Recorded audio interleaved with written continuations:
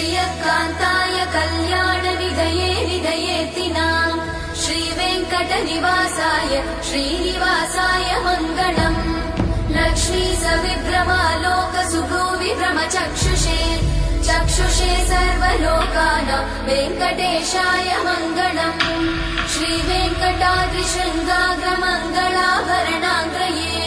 मङ्गलानां निवासाय श्रीनिवासाय मङ्गलम् सर्वावयव सौन्दर्य सम्पदा सर्वचेतसां सदा सम्मोहनायास्तु वेङ्कटेशाय मङ्गलम्